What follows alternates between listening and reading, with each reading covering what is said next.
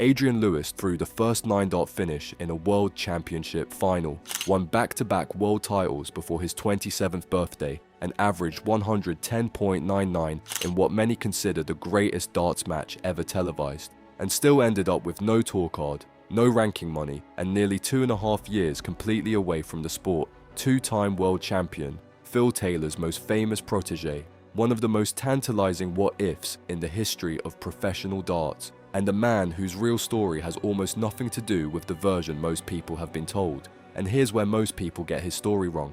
The narrative around Adrian Lewis has always followed the same track: wasted talent, not enough dedication, a man who should have collected 5 or 6 world titles and walked away with 2. Wayne Mardle captured it cleanly when he said, "There is a saying that hard work beats talent if talent does not work hard. That is Adrian Lewis in a nutshell." Maybe that's fair, but it is also at best half the picture. When you dig into what actually happened to Adrian Lewis, not the on-stage drama, not the suspensions, not the headlines about his weight, what you find is something far more human than anyone watching from the outside ever grasped. The beginning of this story is where it gets interesting immediately, because darts was the absolute last thing on the young Lewis's mind growing up in Newcastle-under-Lyme. Born on the 21st of January 1985 in Stoke-on-Trent, Lewis spent his teenage years chasing a completely different dream. He wanted to be a professional goalkeeper. Facing that ambition had genuine legs. Crewe Alexandra had him on their books, a first-team trial was lined up, and Lewis himself told the Daily Mirror, "Coming from Stoke, I wanted to be the next Gordon Banks." Then at 16, he seriously injured his hand, and the trial never happened. Football was finished before it started. What followed was a period of drifting. He briefly considered joining the paratroopers, then moved into the building trade, and on Friday evenings after work, he started throwing darts in pubs with his mates. The talent that showed up in those sessions was almost offensive in its immediacy. Within weeks, he was hitting 180s, and within months he was beating entire pub teams on his own, having never played the game seriously before. His mother Yvonne, who played darts at county level for Staffordshire herself, entered him into the British Teenage Youth Championship in 2003, 8 months after he picked up his first competitive dart. He won it, beating future professionals including James Wade and Stephen Bunting, and the sporting world that had shut its door on him at Crewe. Alexandra opened an entirely different one. 8 months of experience, 1 tournament, 1 title. The natural ability was obviously extraordinary, but the circumstances that led him to the Oki in the first place matter enormously when you try to understand everything that followed. Darts didn't choose Adrian Lewis so much as life pushed him toward it after everything else fell apart. Shortly after that youth title, Lewis crossed paths with Phil Taylor at a charity event. Moen Taylor, who had already heard about this kid from Stoke, invited him up to his house for a practice session. Nothing happened for 5 or 6 months after that conversation. Then his phone rang on a bank holiday Monday. Lewis described the call in his own words. He said, "Are you up to anything?" I said no. He said, "Do you fancy coming up to mine for a practice?" What those training sessions produced was one of the most unusual mentorships professional sport has seen. Playing first to 18-leg sets against the greatest darts player who ever lived, Lewis found the sessions brutal from the start, and Taylor made sure they stayed that way. First 2 or 3 months it was difficult, Lewis recalled. We used to play first to 18 legs, and if I was winning, he'd say I've got to be somewhere at 2 o'clock. He'd never let you win. He'd beat his nan at Tiddlywinks. The mind games didn't stay confined to actual matches either. Lewis described Taylor standing at the Oki and deliberately doing things designed to break his concentration, tactics perfected over a lifetime of competitive darts that Taylor was now using in private practice to harden his protege. The environment was hostile by design, because Taylor understood precisely what the tour would demand. None of that explains what being Taylor's training partner actually cost Lewis on the outside, and this is something almost nobody discusses. By association with the greatest player alive, Lewis inherited a target that had nothing to do with his own results. His own words spell it out. Many players who couldn't beat Phil tried to take it out on me. I became a sort of battering ram. Rivals who had no realistic chance of beating Taylor took out their frustrations on the man who practiced with him, and Lewis absorbed that pressure throughout the early years of his career, and that's when he did something requiring genuine self-awareness. Around 2007 and 2008, after breaking into the PDC Top 16 for the first time, Lewis deliberately pulled back from Taylor. Not a falling out, a calculated decision. It got to the stage where he'd beaten me in a couple of TV events and I'd broke into the top 16 as well, he explained on Wayne Mardle's Club 501 podcast. I thought I'm too close, so I need to distance myself, and that's when my game got better. Walking away from the greatest practice partner available, on purpose, consciously, because closeness was limiting him, is not the decision of someone indifferent to improvement. Between 2011 and 2016, Adrian Lewis belonged in any conversation about the 3 or 4 best darts players on earth, and the numbers from those years are worth laying out properly. January 2011 brought the first world title, a 7-5 victory over Gary Anderson that made Lewis the youngest PDC world champion in history at 25 years old. And during that final, he threw the first 9-dart finish ever recorded in a world championship final. January 2012 brought the second, a 7-3 victory over Andy Hamilton, and that win made him only the 3rd player in history, after Eric Bristow and Raymond van Barneveld, to successfully defend a debut world championship. The semi-final alone that year deserves a mention. 5-1 down against James Wade, Lewis came back to win 6-5. 26 PDC titles came across his career, 8 televised, 18 on the floor. The European Championship in 2013, the UK Open in 2014 with a 109.13 average, 4 World Cup titles alongside Phil Taylor in 2012, 2013, 2015 and 2016. Career prize money crossed £3.3 million, world ranking peaked at number 2, 13 9-dart finishes in total, 5 of them on television, and 3 of those 5 came against the same opponent, Raymond van Barneveld. None of it quite prepares you for November 2013 though, and the Grand Slam of Darts semi-final against Taylor. Taylor won 16-9, and the scoreline tells you almost nothing about what actually happened. Lewis averaged 110.99 in defeat. Taylor averaged 109.76. 32 combined 180s set a PDC record. Taylor himself called it the best ever game seen on TV, and Mardle's reaction, spoken in pure disbelief, was simply, Adrian lost 16-9 with 110.99 average, the unspoken question hanging in that sentence being, how does any player lose while averaging that? The answer is that he was playing Phil Taylor at his absolute peak, and even then, he pushed him all the way to 16. Now, for the parts of his career that made him genuinely hard to defend, because 3 serious disciplinary incidents are documented, and glossing over them serves nobody. The first came in 2006 during his debut World Championship quarter-final against Peter Manley. Mid-match, Lewis walked off stage after Manley attempted to disrupt his concentration, returned after referee Russ Bray intervened, lost the match 5-3, and both players collected fines. The second, in 2008 at the Holland Masters, involved an altercation with Kevin Painter that escalated until both men were disqualified, and Painter required a security escort from the arena.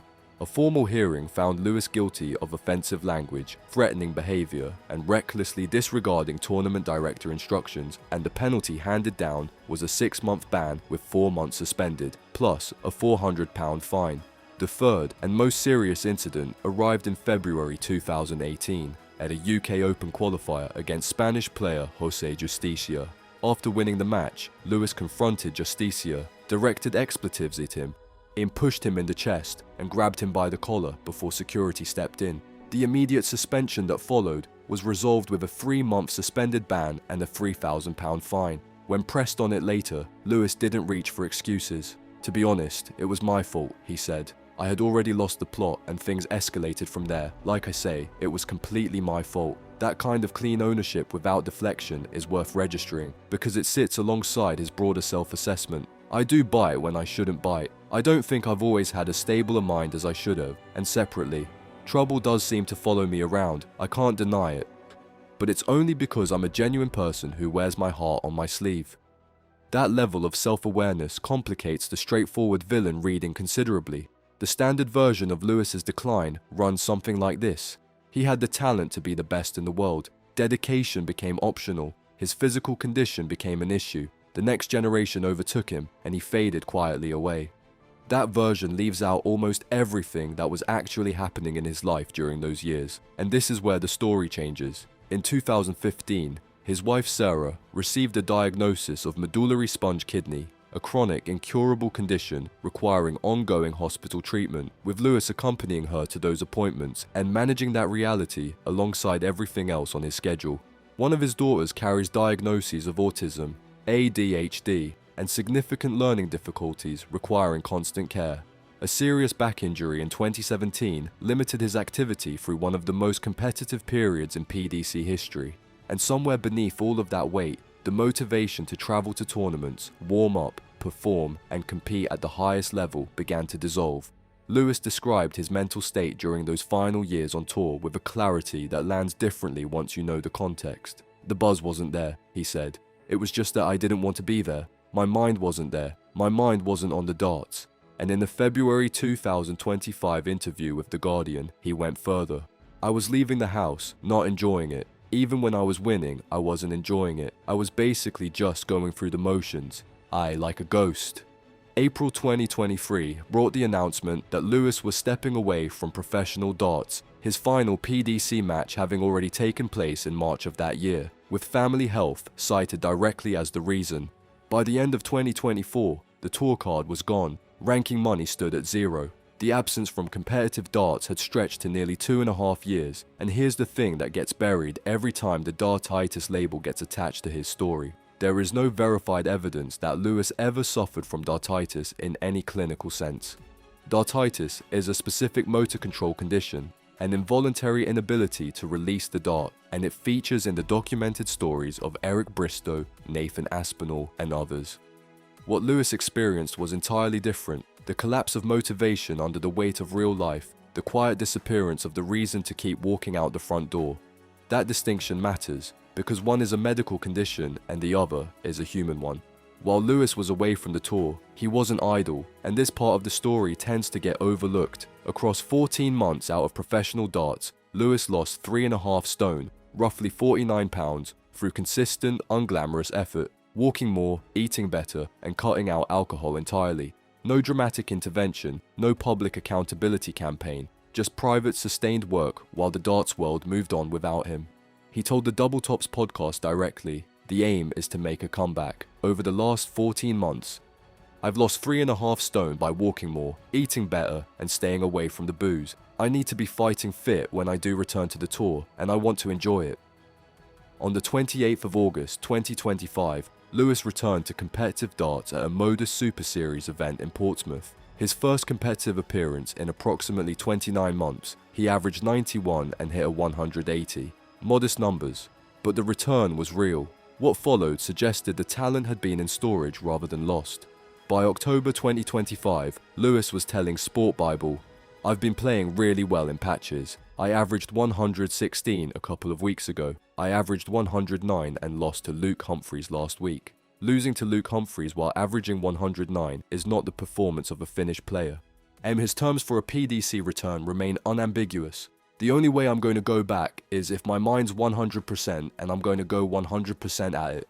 I'm not going to be one of them journeymen and not just turn up there and get beat. So let's bring it back to where we started and what it actually means to change how you see Adrian Lewis. The dominant story about him has always been about the gap between what he achieved and what he should have achieved. 2 world titles where the talent suggested 5 or 6. A natural ability that never quite bent itself to the grind required at the very top. Even the nickname carries a hint of it. The jackpot Lewis won in Las Vegas in 2005, the $72,000 on a slot machine that gave him the most famous nickname in darts, was a jackpot he wasn't legally old enough to collect. But that framing leaves out almost everything worth knowing. Lewis grew up without his father. A hand injury at 16 took away the football career he'd built toward. He found darts by accident in a pub on a Friday evening, and within 8 months he'd won a national youth championship. Within a decade, he had thrown the greatest 9-dart finish in World Championship history, beaten Gary Anderson and Andy Hamilton in back-to-back finals, played in what may be the highest quality match ever contested in professional darts and lost while averaging 110.99 and accumulated over £3 million in career prize money. Wayne Mardle, the man who delivered the definitive verdict on his career, also said this: "I think the sport needs Adrian Lewis to get back there, because in terms of entertainers in the game, I don't think there is that many right now." And when the mental space required to perform at that level became genuinely impossible to maintain, because Sarah needed him at the hospital, because his daughter needed him at home, because 20-odd years of professional sport had worn him down to the point where he described himself as a ghost. Lewis made a choice. He stepped back. He chose the people who needed him over the career that defined him publicly. And then, quietly, over 14 months, the 3.5 stone came off. The love for the game came back, and the comeback began. Paul Nicholson perhaps got closest to the full picture when he said, "I used to love playing Adrian because it was never boring." And Lewis himself, when asked how he wants to be remembered, he put it simply, "I'm just happy I've been the part of probably the golden generation and being one of the names people remember. No tour card, no ranking money, nothing left but ability and hunger." And anyone who watched him average 110.99 in a losing cause against Phil Taylor at his peak knows the ability never really left. This was never only a story about wasted talent. From the beginning, it was a story about what it costs to be great, and what happens when the people you love need more than the sport ever will. If this kind of in-depth documentary breakdown is what you're after, subscribe and drop a comment below telling us who you want covered next.